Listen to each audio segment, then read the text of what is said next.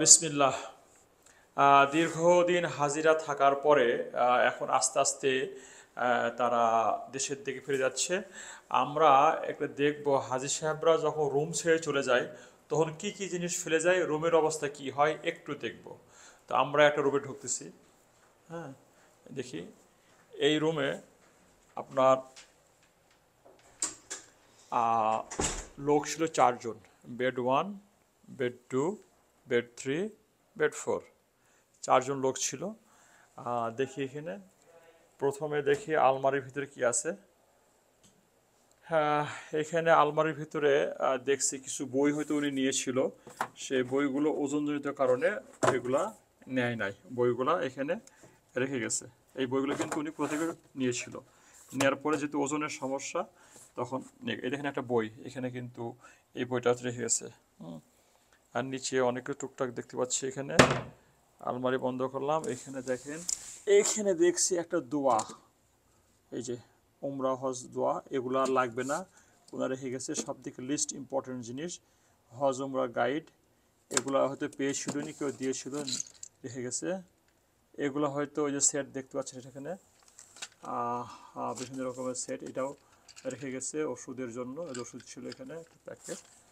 এটা ছিল একটা ওই যে কাউন্টার, এটা রেখে গেছে। তারপরে একটা ব্যাগ ছিল, ব্যাগটা দিয়েছিল, ব্যাগটাও রেখে গেছে এখানে। তারপরে দেখি এখান থেকে যে এজেন্সি হজরের এজেন্সির একটা ব্যাগ, এই ব্যাগটার কাজ শেষ, ব্যাগ রেখে গেছে। ঠিক আছে। তারপরে দেখি এখানে এই যে খাওয়ার জিনিস, এটা খেতে পারে নাই, রেখে গেছে।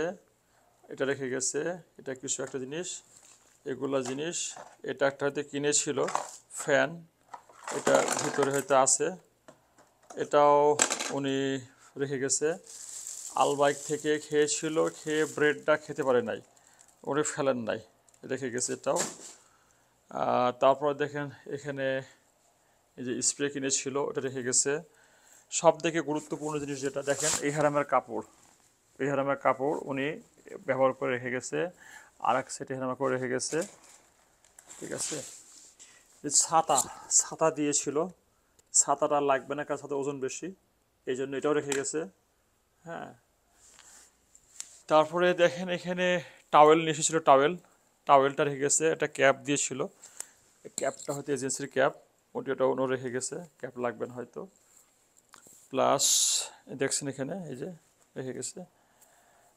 ফ্রিজটা খুলে দেখি ফ্রিজে কি আছে। ফ্রিজ খুলে দেখেন এগুলো উনি সব কিনেছিল, এই যে খেজুর কিনেছিল, খাওয়ার সুযোগ হয় নাই। এখানে জমজমের পানি হয়তো ঠান্ডা করেছিল, খাওয়ার সুযোগ হয় নাই। এখানে একটা ক্যান খেয়েছে কিন্তু আর ফেলার সুযোগ হয় নাই।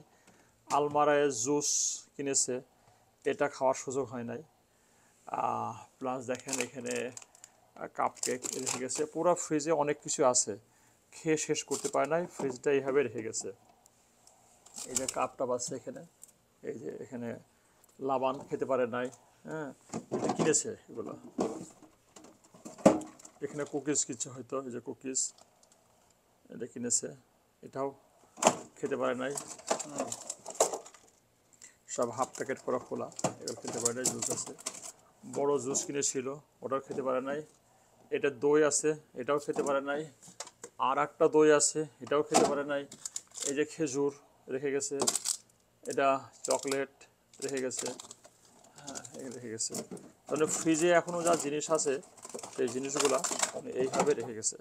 হ্যাঁ, তো এই জন্য আমাদের উচিত হচ্ছে যখন আমরা রুমগুলো ছাড়বো, অ্যাটলিস্ট এটিকেটস হচ্ছে অপ্রয়োজনীয় জিনিসগুলা এগুলা বিনে ফেলবো, অথবা এগুলা রুমটা ক্লিন করবো, সো দ্যাট অন্যজনের কষ্ট না হয়।